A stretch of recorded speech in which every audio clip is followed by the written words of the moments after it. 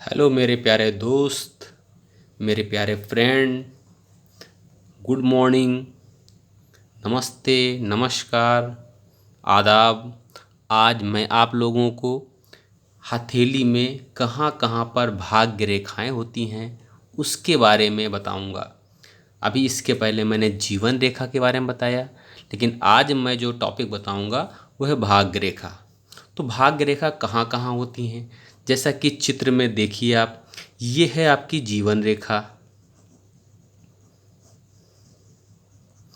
और इसी कुछ भाग्य रेखाएं मणिबंध से निकलती हैं, तो कुछ चंद्र पर्वत से निकलती हैं। ये चंद्र पर्वत है और यहाँ से निकलती हैं। तो कुछ रेखाएं मस्तिष्क रेखाओं से निकलती हैं, तो कुछ हृदय रेखाओं से निकलती हैं। इसको कहते हैं हृदय रेखा। ये मस्तिष्क रेखा है। तो इस प्रकार से जो वे सभी रेखाएं जो कहीं से भी निकले लेकिन शनि पर्वत पर जाए, वे सभी रेखाएं भाग्य रेखाएं ही कहलाती हैं। अब भाग्य रेखा से होने वाले लाभ या हानि कौन कौन से हैं? तो सबसे पहले, यदि किसी व्यक्ति की हथेली में भाग्य रेखा मणिबंध से प्रारंभ होकर के, ये मणिबंध है, मणिबंध से प्रारंभ होकर के शनि पर्वत तक गई हो और वो बिल्कुल दोष रहित हो, उसमें कोई भी दोष ना हो, तो वह व्यक्ति भाग्यशाली होगा। ऐसे लोग जीवन में सफलताएं प्राप्त करते हैं। मतलब यहाँ से जो रेखा है, यहाँ से निकले सीधे यहाँ तक जाए, सीधी रेखा जाए और पतली हो और साफ सुथरी हो, मतलब उसमें कोई दोष ना हो, तो व्यक्ति भाग्यशाली होगा। दूसरा क्या है? यदि हथेली में भाग्य रेखा जीवन रेखा से प्रारंभ हो, जीवन रेखा ये है ना, जीवन रेखा से शुरू हो रही है, तो जीवन रेखा से अगर प्रारंभ हो तो वो व्यक्ति खुद की मेहनत से काफ़ी अधिक धन प्राप्त करता है। अगर इससे जुड़ी हुई रेखाएं हैं तो जिस जगह से जुड़ी हैं, जीवन के उस दौर पर, मतलब उस उम्र से उसकी उन्नति प्रारंभ होती है और अपने बल पर वो इतना अधिक धन कमाता है जिसकी उसने कल्पना भी नहीं की होगी। मतलब अगर अगर उसकी भाग्य रेखा जीवन रेखा से जुड़ी है तो इसका मतलब वो स्वयं के बल पर कुछ बनाएगा और ये सीधे शनि पर्वत पर जा रही हो, दोष रहित हो। जिन लोगों की हथेली में भाग्य रेखा चंद्र क्षेत्र से, चंद्र क्षेत्र है या चंद्र पर्वत है, चंद्र क्षेत्र से प्रारंभ हुई है, तो वे लोग दूसरों की मदद या प्रोत्साहन से सफलता प्राप्त करने वाले हो सकते हैं। मतलब यहाँ से अगर चालू हो रही है, चंद्र पर्वत है, यहाँ से अगर चालू होती है शनि पर्वत तक जाती है, तो इसका मतलब कोई उनके भाग्य को उठाने के लिए उनकी सहायता कर सकता है। मतलब किसी की सहायता से ही वो उन्नति के शिखर पर पहुँचेंगे। उनकी उन्नति तो होगी, ये निश्चित है, लेकिन किसी के सहारे। ये आदमी यहाँ से जो शुरू है, इसका मतलब ये है वो स्वयं से बनाएगा, यहाँ है किसी के सहारे से बनाएगा।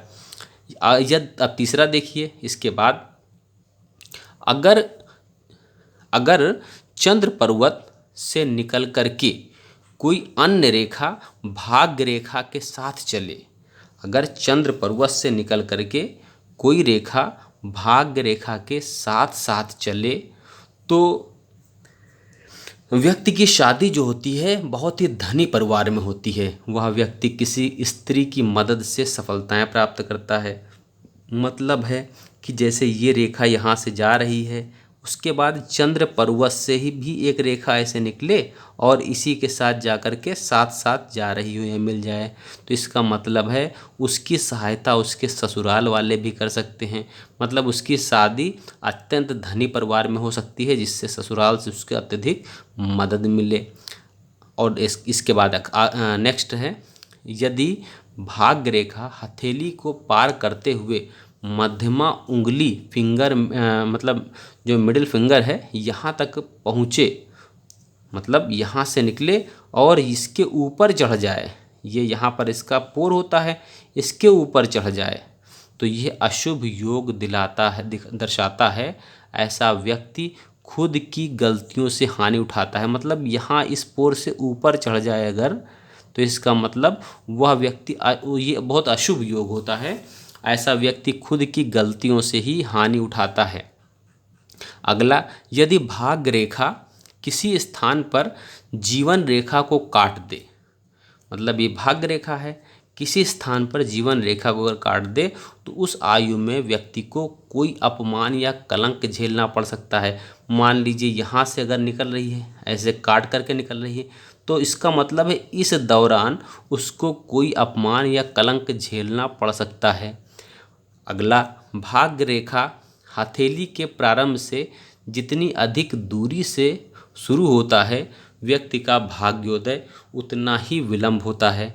मतलब भाग्य रेखा अगर यहीं से चालू है, इसका मतलब उसका जो भाग्य होगा वो शुरू से हो जाएगा। किसी किसी की यहाँ से होती है, किसी की यहाँ से, किसी की यहाँ से। इसका मतलब वो जितनी दूर से होगा, यहाँ ये शुरुआत है, यहाँ से जितनी दूरी से होगा उतना ही ज़्यादा उसका जो भाग्योदय होगा विलंब से होगा। अगला ये है कि भाग्य रेखा अगर टूटी हुई हो या अन्य रेखाओं से कटी हुई हो तो भाग्यहीनता का संकेत है।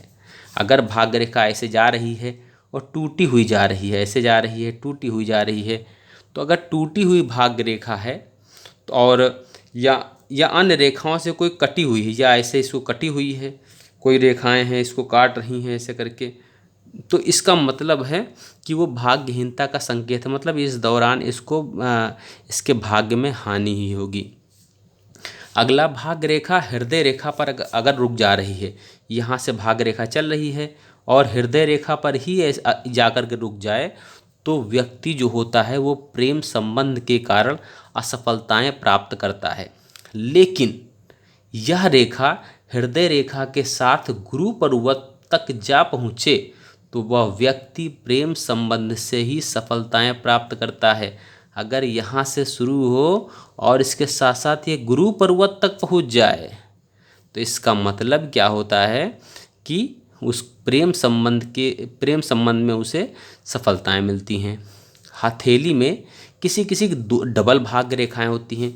एक भाग्य रेखा जा रही है, इसके साथ साथ एक और भाग्य रेखा ऐसे चल रही है, तो जो डबल भाग्य रेखाएं होती हैं बहुत ही शुभकारी होती हैं, उसके भाग्य में चार चांद लगा देती हैं।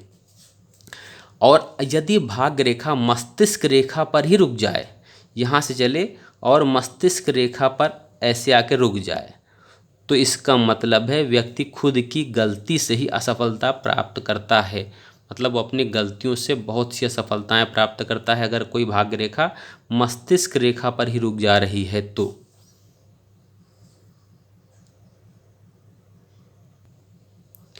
और अगर ये भाग्य रेखा चल करके यहाँ पर दो शाखाओं में बढ़ जाए और एक शाखा इस ओर जाए, इसका मतलब है ये गुरु पर्वत है, अगर गुरु पर्वत की ओर जा रही है, इसका मतलब जो होता है वो व्यक्ति बहुत ही दानी होता है और परोपकारी होता है। मतलब भाग्य रेखा यहाँ से जाए, यहाँ दो शाखाओं में बढ़ जाए, एक तो ऊपर जा रही है, एक इधर जाए, तो वो व्यक्ति बहुत ही दानी और परोपकारी होता है। और ये बहुत लोग पूछते, बस यहीं तक है लगभग, ज़्यादातर चीज़ हमने बता दी है। बहुत सी ऐसी चीज़ होती है, कहीं कटी पिटी है तो इसका मतलब उस दौरान उसको हानि पहुंचती है ना। और स्टार बना हुआ है तो बहुत ज़्यादा हानि होती है। मतलब ये सब हानि वाला एक चैप्टर अलग हम बनाएंगे कि कौन कौन से चिन्ह होते हैं जो नुकसान पहुंचाते हैं। और बहुत लोग ये पूछते हैं कि कौन सा हाथ देखा जाए, तो जो व्यक्ति, चाहे वो स्त्री हो या पुरुष हो, जो अगर व्यक्ति कामगर है, इसका मतलब वो कार्य करता है बाहर, अगर वो कामगर है तो वो अपना दायां हाथ देखे, अगर वो कामगर नहीं है तो वो बायां हाथ देखे। मतलब है कि स्त्रियां ज़्यादातर घरेलू काम में रहती हैं तो इनका बायां हाथ देखा जाता है और पुरुषों का दायां हाथ देखा जाता है। बायां हाथ क्या दिखाता है? व्यक्ति का पास्ट दिखाता है कि प्रकृति ने उसको किस रूप में बना करके भेजा है। और जो दायां हाथ का मतलब वो किस प्रकार से अपने भाग्य की रचना कर रहा है। और जो बायां हाथ है वो उसका रचित, जो ईश्वर द्वारा रचित उसका भाग्य है, उसको दर्शाता है। तो हमें आशा है कि आपने भाग्य रेखा के बारे में अच्छी तरह समझा। अब हम आपके लिए अगला अगली रेखाओं के बारे में लेकर के आएंगे। ठीक है, तो धन्यवाद आपका।